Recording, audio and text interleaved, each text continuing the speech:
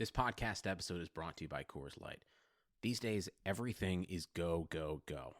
It's nonstop hustle all the time. Work, friends, family, expect you to be on 24/7. Well, sometimes you just need to reach for a Coors Light because it's made to chill. Coors Light is cold lagered, cold filtered, and cold packaged. It's as crisp and refreshing as the Colorado Rockies. It is literally made to chill. Coors Light is the one I choose when I need to unwind. So when you want to hit reset, reach for the beer that's made to chill. Get Coors Light in the new look delivered straight to your door with Drizzly or Instacart. Celebrate responsibly. Coors Brewing Company, Golden, Colorado.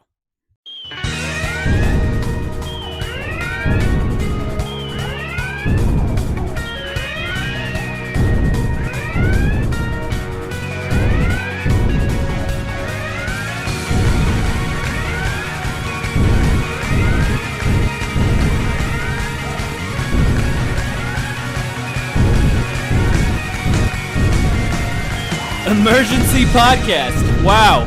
I cannot believe that we're recording this. Adrian Wojnarowski dropped a massive Woj nuke on the Phoenix Suns. Sam, can you believe this? It's like every other Ryan McDonough move ever. Like out of nowhere, and I am so excited to talk about it right now. I think this is a fascinating move.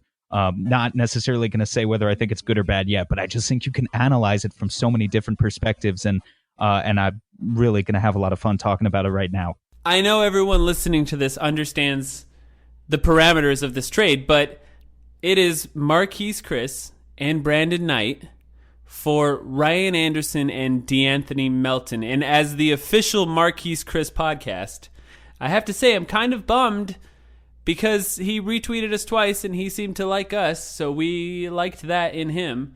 But this trade is fascinating. I don't even know where to start.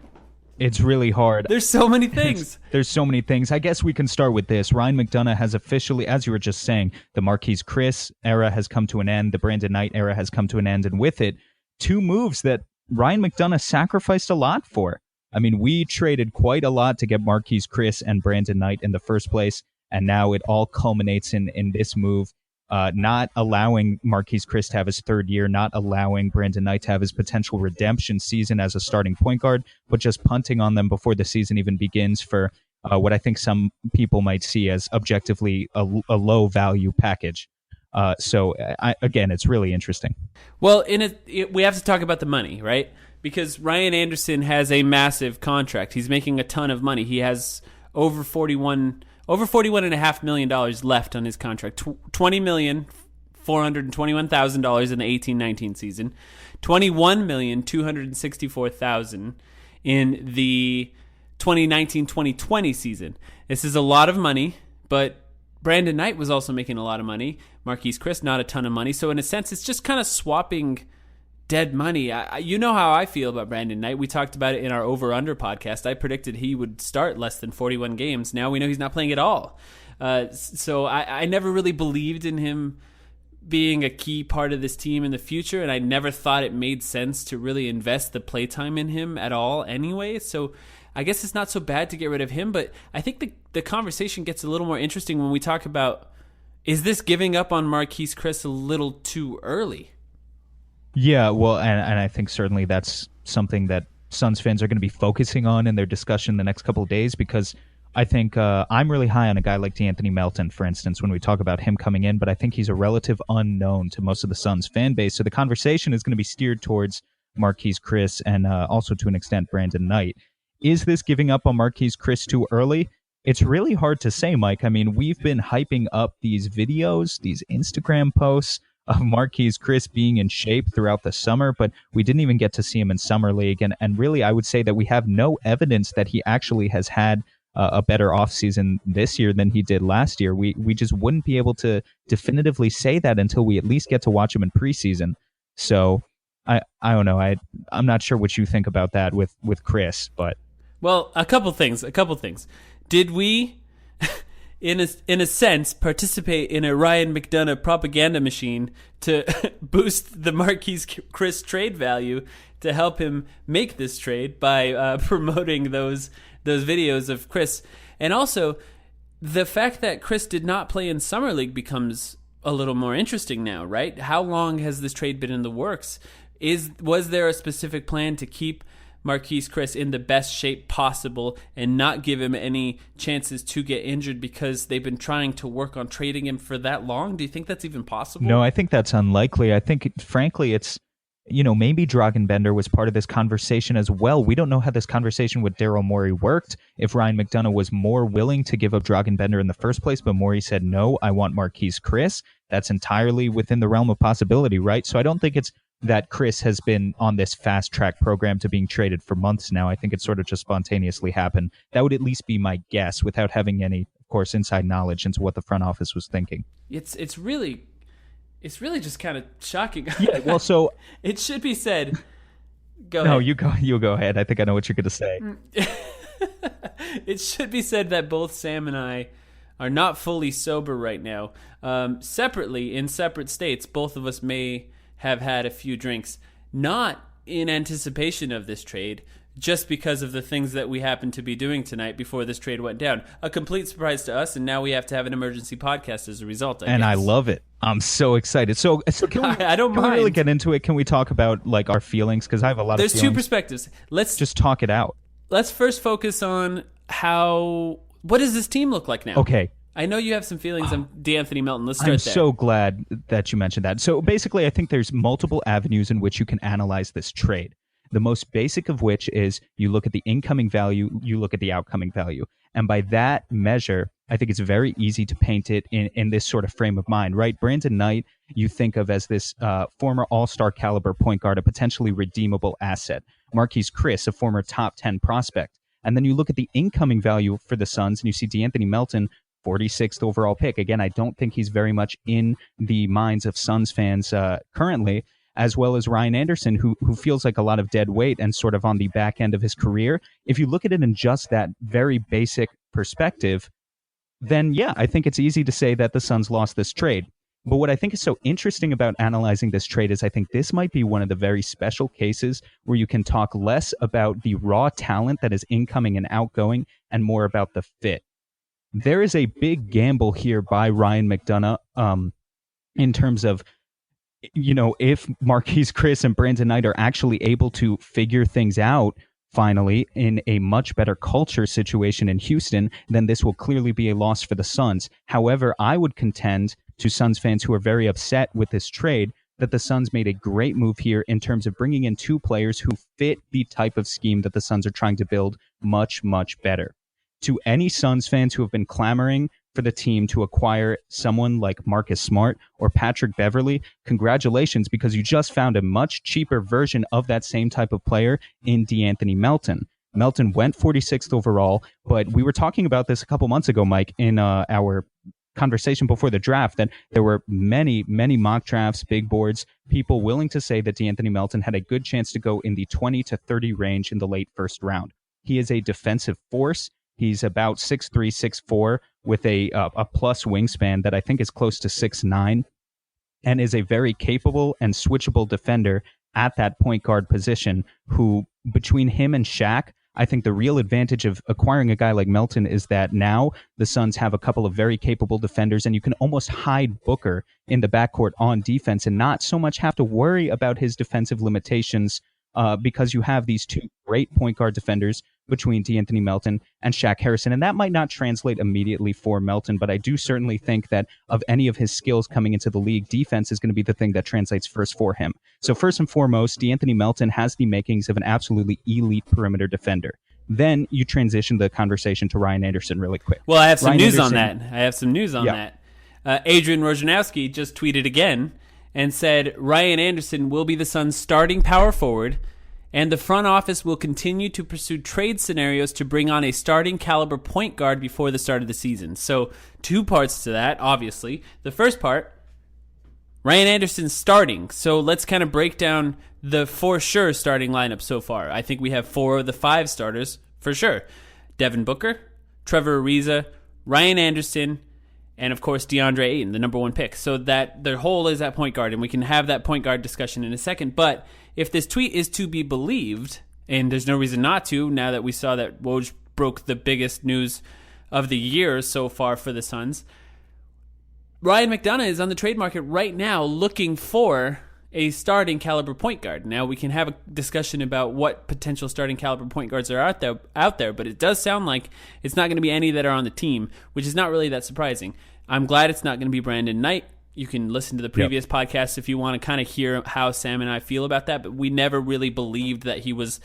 Well, I don't even think he's a point guard, first of all. So it makes sense that he's going to be in Houston. That's a good place for him. He can kind of play the Eric Gordon role. But a starting caliber point guard, he definitely was not. So whether or not he was a point guard, you can argue. But whether or not he was a starting point guard, I don't think there's an argument there. He wasn't. He just wasn't. So now we have a hole at point guard. But Ryan Anderson starting, how do you think he fits in that starting lineup so far? He fits fine in that starting lineup, not in the sense that, look, Ryan Anderson is not a long-term solution for the Suns at starting point guard, not if they want to be a successful playoff team. Power forward, right? But, yeah, sorry, at power forward, excuse me. But essentially, here's to sort of wrap up the conversation of what I was saying a minute ago. DeAnthony Melton has the makings of an absolutely elite defensive point guard. Ryan Anderson, we know from his long career in the NBA, is an elite three-point shooter. Contrast those with Marquese Chriss and Brandon Knight and what they bring to the table. Brandon Knight, as you were just saying, wasn't a point guard. Before he even tore his ACL, he was one of the worst point guards in the NBA the last time he suited up for the Phoenix Suns in terms of how he would stop ball movement and how whenever the ball was in his hands, the offense would become predictable. It was the same high screen pick and roll with him and Tyson Chandler and Alex Len that would lead to him taking inefficient 22-footers right inside the three-point line. Marquese Chriss, as much as I like Marquese Chriss and would like to believe that he's going to put things together in his 2 years in a Suns uniform, was never able to develop an elite skill. Not when it came to posting up, not when it came to his mid-range game, certainly not when it came to his three-point shot, although they tried as very hard as they could to sort of spot him up on the perimeter as much as possible. So basically what the Suns have done here is they've taken two guys who haven't proven to be elite at anything, and they added two guys who, while both of them have major limitations, they have the makings to be super specialists of a sort, right? Elite at a certain skill. And what I think that culminates in is Ryan McDonough trying to bank on the fact that Devin Booker and DeAndre Ayton can sort of be the main forces of this team, the superstars, and then sort of banking on being able to surround them with the right role players, a guy who's really good at three-point shooting, a guy who's really good at defense, surround them with as many 3-and-D players as possible. It's basically what Daryl Morey was doing a couple of years ago when James Harden was running the show in Houston. I think Ryan McDonough is doing the same exact thing now in Phoenix. Yeah, and it speaks to your point that this move is not about raw talent, it's about fit. It's clearly a move to try and fit pieces around the players that we currently have. We've talked about Devin Booker. If you commit to Devin Booker being your number 1A star, the star of your team, that means you have to surround him with players that can play defense because that's his deficiency. So DeAnthony Melton is that. And now that you have a player like DeAndre Ayton underneath, it makes sense to give him as much space as possible. And Ryan Anderson can do that. Ryan Anderson is clearly not a long-term piece of this team. It's possible he might not even be on this team by the end of his contract, depending on how valuable expiring contracts will be in the 2019-2020 trade market. But it's clear that DeAnthony Melton is, because if you kind of look at it, there's a way to sort of work this out, and I'm kind of working my thoughts out on this trade, and you can tell me how you feel from this perspective. But it seems like you're kind of saying, is Ryan Anderson a better power forward than Brandon Knight would have been point guard? Yeah. Right? That's the first part of the trade. And then you kind of look at it to say, does DeAnthony Melton or Marquese Chriss have more value long-term compared to each other? And that's where the conversation is really, really interesting, because I think it's clear that Ryan Anderson is a better power forward than Brandon Knight is a point guard. Do you agree? I absolutely agree with that. So then we talk about, is a number 8 pick potentially less valuable than a player that was picked in the middle of the second round? That's the interesting part of the conversation, because some people would probably say DeAnthony Melton has more value, but the conventional wisdom would be that Marquese Chriss would, and that's where this trade, it's hard for me to fully buy in on it, because I know DeAnthony Melton has a lot of potential, and it makes a lot of sense on this team, but it's going to hurt if Marquese Chriss ends up being really good on the Rockets, and that's a good situation for him as far as playing with two really great point guards who can get him the ball flying towards the rim, especially if he's in good shape now, it's going to hurt to watch him succeed there if that does happen. So I think I'm going to ask you to forget the conventional wisdom and remember again that this isn't black and white. It's super interesting. Again, this is why I'm fascinated by this trade. Because on a 25 to 30 win team, who's more valuable? Probably Marquese Chriss. Because I think of the two prospects, Marquese Chriss is much more capable of creating for himself on offense and probably being an inefficient 15 to 20 point per game scorer, potentially a couple years down the line, on some sort of losing lottery team. But he hasn't put his skills together in any sort of way that shows that he can be elite at any one skill. That's where Melton comes in, and I think that's the strongest evidence to show that maybe Melton becomes more valuable when you're talking about which player can you slide onto an actual playoff contender or even a championship contender and be more valuable. De'Anthony Melton has very big limitations. He's not a good three-point shooter, frankly. He shot 28% his lone season at USC. This was a couple of years ago. He shot 31% from three-point range in 5 Summer League games with Houston this year. And as a pure point guard, I mean, he has a decent assist-to-turnover ratio, but he's not an amazing playmaker or anything like that. But simply his physical tools and his athleticism, his defensive instincts and awareness, he sort of put it together on that end of the floor in a way that I'm not sure Marquese Chriss ever really will develop an elite skill set at any one particular thing on an NBA basketball court. So that's something to consider when you're trying to build an elite team. Yeah, I agree with that, definitely. The other thing to talk about is Marquese Chriss has had some attitude problems in the past. And is this a move for Ryan McDonough trying to really say, we got to fix the culture? I mean, we have Trevor Ariza on the team now. You're bringing in a guy like DeAndre Ayton. You got to have some good examples for him. And Ryan Anderson, from all accounts, is a great guy, a great teammate, and a good guy to play with. Seems like a guy that never really complained, even though he lost minutes in Houston. He's been in the NBA. He's 30. He's been in the NBA a while. He's clearly a veteran, one of the oldest guys on our team now. And then De'Anthony Melton, I don't know much about his attitude, but I've never heard anything bad in the draft. Usually no news is good news, especially for guys falling in the second round, because a lot of them are there because of potential attitude problems. And that hasn't been the case with De'Anthony Melton. So do you think that this is the type of move where McDonough is saying this is a little bit of a reset? We're trying to get the culture back on track? Look, it's possible, which is why I don't want to tell you that absolutely no, it's not. But again, I also am not sure. Like, I think some Suns fans may use this as fuel to say, see, the front office has valued Bender higher all along because he's the one that is still standing. But I think a big part of me still believes that, you know, maybe Bender was on the table too, and Houston opted to go with Marquese Chriss instead. So, and Bender certainly is a guy who hasn't had attitude problems in his time with Phoenix. So I'm just not prepared to quite make that leap yet and say that. Now, here's the interesting thing, Mike, that we need to touch on now. You need to talk about minutes distribution. And given what Adrian Wojnarowski just said, if Ryan Anderson is going to be the Suns' starting power forward, take everything that we've been talking about with Trevor Ariza as a starting power forward and throw it out the window. Trevor Ariza slides over to small forward. There is quite simply no longer room for TJ Warren, Josh Jackson, and Mikal Bridges to all fill those spot minutes off the bench behind a pairing of Devin Booker and Trevor Ariza on the wings. So now the conversation shifts to this. The Suns are reportedly looking for a starting caliber point guard before the start of the season. Shaq Harrison, Elie Okobo, De'Anthony Melton, certainly a good plethora of options there, I think, to provide some backup minutes. But if they're looking for a starting option, who's going to be the one on the trading block? Has to be TJ Warren, right? Yes, I would think so, unless Point Book. We can talk about it. Point Booker. If Booker plays point guard, it kind of changes things around a little. If he starts at the point guard, and I know there's no reason for us to think that this is possible, but it's difficult for me to get off of this until we have a point guard who's definitively better than Devin Booker at playing point guard. He's the best point guard on the team. That's just how it kind of boils down. And maybe you'd start someone like Mikal Bridges at the 2, or maybe even Josh Jackson, and sort of play with a little bit of a bigger lineup. I don't think that's going to happen, but I think that him seeing minutes at the point guard is probably going to happen a lot more this season, and maybe even see some starts by the end of the season. I definitely think that's still possible. I do want to talk about this real quick, though. Marquese Chriss and Brandon Knight on the Rockets. How do you feel about that?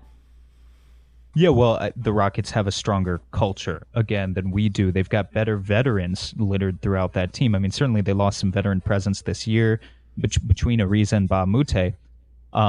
But I think if there's anyone who can sort of rein those two players in, it might be the Rockets. I think it's a little funny that Nate Duncan, of all people, is now tweeting out that if there's any situation where he likes Marquese Chriss, that it would be the Houston Rockets. I just think that's funny, given how much Nate Duncan has really shat on the Suns and every move that they've made for the past few years. But now suddenly one of the prospects that he's been showing his anger against. It's seriously like a parody. It's like a parody. It's like him parodying himself.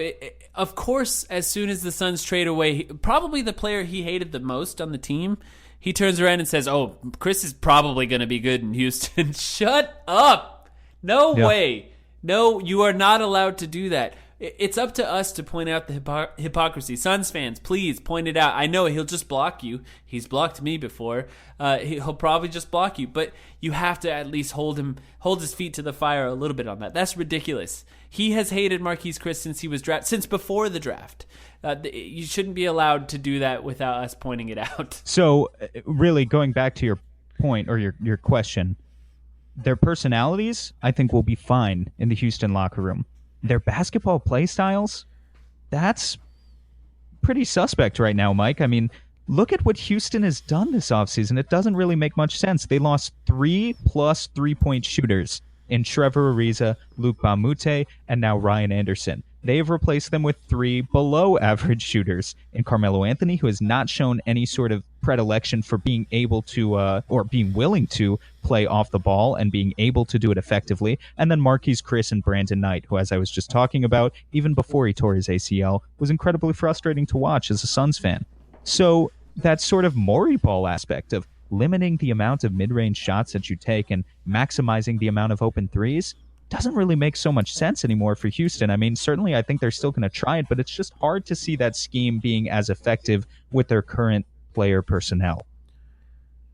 Yeah, I think Houston got worse, and I think the Suns got better. I mean, if you just look at it from that perspective, I think that's the case. I just don't believe in Brandon Knight. I think Marquese Chriss could potentially be successful, but a really small role on the Rockets could benefit him, but also he might be the kind of guy that needs to play a lot of minutes to really get used to it and get a little better. You know, maybe a team like the Suns could have been better for him long term.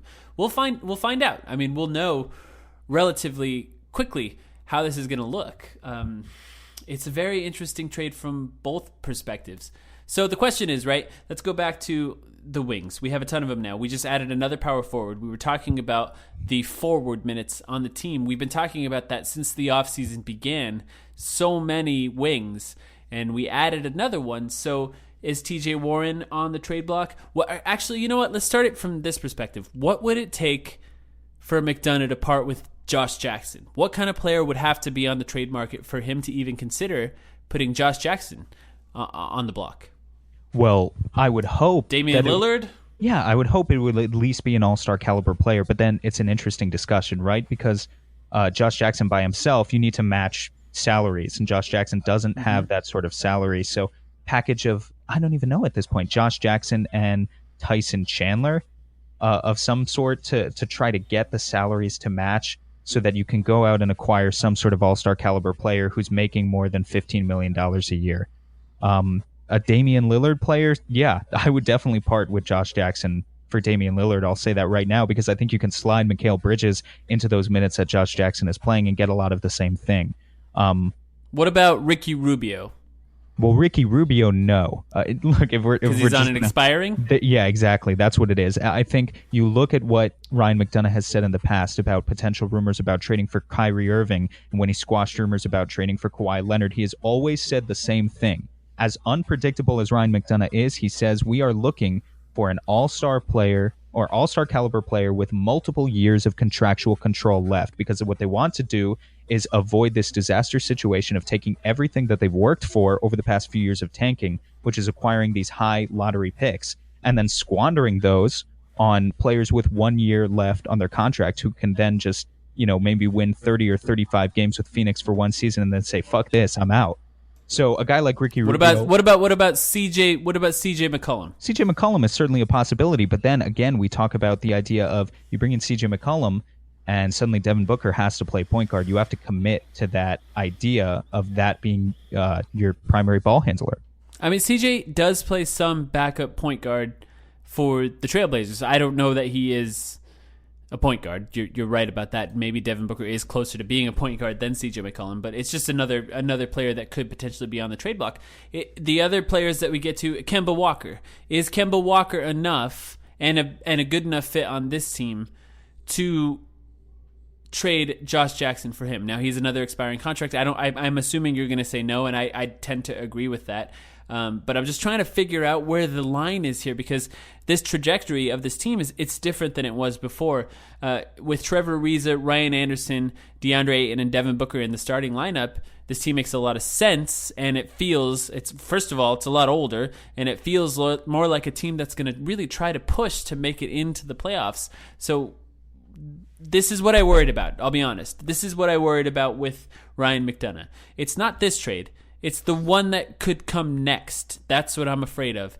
Do we push all the chips into the table to try and make the playoffs this year? Is that worth it? Or does he feel like we're in a place where it makes sense to try to compete this year and then see where we're at next year? Ryan Anderson will still be on the team. Trevor Ariza will no longer be on the team, though. I just don't know. I'm a little concerned. If it's TJ Warren, it wouldn't scare me as much. I think TJ Warren makes the least sense of all the wings on this team. But if we get beyond that and we're looking at Josh Jackson, that's where I get a little scared. Yeah, and that makes sense. I don't want to give up on Josh Jackson. As Marquese Chris is more than enough for me. I don't want to give up on Josh Jackson or Mikal Bridges if we can avoid it whatsoever. I think TJ Warren is the most likely trade candidate given his mid-level contract as well. As his production and as future fit for the team, all these things that we've talked about in the past. Something I think we do have to consider, we've been setting our sights pretty high, talking about Ricky Rubio, Kemba Walker, Damian Lillard, CJ McCollum. Let's define starting caliber for a second, because it could be, maybe, that Ryan McDonough is thinking pretty basic. I mean, look at a team like the Los Angeles Clippers that we were just talking about in the episode that we released literally today. Mm-hmm. Which is funny, right? Because now we're gonna have another one coming out immediately. But right, hey, we always have shit timing, right? So that'll be a constant as long as we exist as a podcast. They still have this glut of guards: Patrick Beverley, Milos Teodosic. If they want to free up any playing time for Shai Gilgeous-Alexander, who they just drafted in the late lottery, maybe one of those guys is going to go for a much cheaper price than having to even consider giving up TJ Warren, Josh Jackson, or Mikal Bridges. So maybe we can still go out and get one of those guys. And does that pass as starting caliber? Maybe the Suns aren't really trying to make a playoff push necessarily. They're still trying to do the same thing we were talking about earlier, just winning 30 to 35 games, but are trying to really improve the fit of the types of role players that you surround Devin Booker and theoretically DeAndre Ayton with. And maybe just stay the course. It doesn't have to be this blockbuster move going all out this season and trying to make the playoffs. Yeah, I will say there's two takes that drive me crazy. If you're a bad team or if you're a middling team and you're trying to develop rookies, national media tend to go, they should just blow it up, get rid of all of their veterans and play rookies all kinds of minutes. But the same media members will turn around and say, wow, the Spurs, the Celtics, they're so good at developing rookies. Well, yeah, they're surrounded by veterans. They only have to play a small role, and they're able to sort of develop slowly. So now we're sort of surrounding our young guys with veterans to see if we could potentially develop them more in a system. And I think that's better for someone like DeAndre Ayton long term. Say we do end up with Patrick Beverley on the starting lineup, and DeAndre Ayton starting in the starting lineup of Patrick Beverley, Devin Booker, Trevor Ariza, Ryan Anderson, and then of course him. That's a pretty good role for him to fit. He's going to set high screens. He's going to roll to the basket. He's probably going to catch the ball at the elbow and throw passes to shooters and cutters. That's not the worst situation to develop in. And as far as Devin Booker goes, you're right. I think if we get a point guard, I don't think it can be Milos. I don't think it's going to be. I think that Ryan McDonough has proven that he wants a guy who can play defense at that point guard position. I think a guy like Patrick Beverley's a little more likely. But who knows? There's not a lot of guys on the trade market right now. Yeah, this trade came out of nowhere, let's be honest. It came out of nowhere, took us all by surprise. Yeah. Thank you, Ryan. Thank you for bringing the offseason back. This is the highlight of the week. And Woj. Thank you, Absolutely. Woj. They saved August. I love the right. NBA. They got it in right at the end of August. You saved August. Basically the last day of August. I love basketball. What can I say? Do you got anything else you want to add?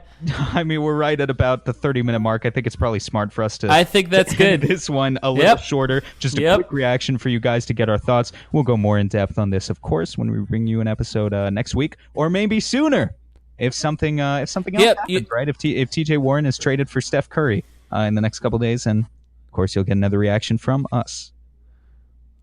Quick conspiracy theory. We did a bit on Ryan McDonough in our last episode where we slowed down his voice and we made him sound drunk. I think that he knew we were drunk when he released this news. He's getting us back, Sam. Yeah, he's getting us back. Anyway. Well, hopefully we were somewhat eloquent. Thank you for listening. Anyway. Thank you for listening. Oh, it's good. It's an emergency podcast. We didn't need to be prepared. Yeah. Those are just our thoughts. Thanks for saving August. I love basketball.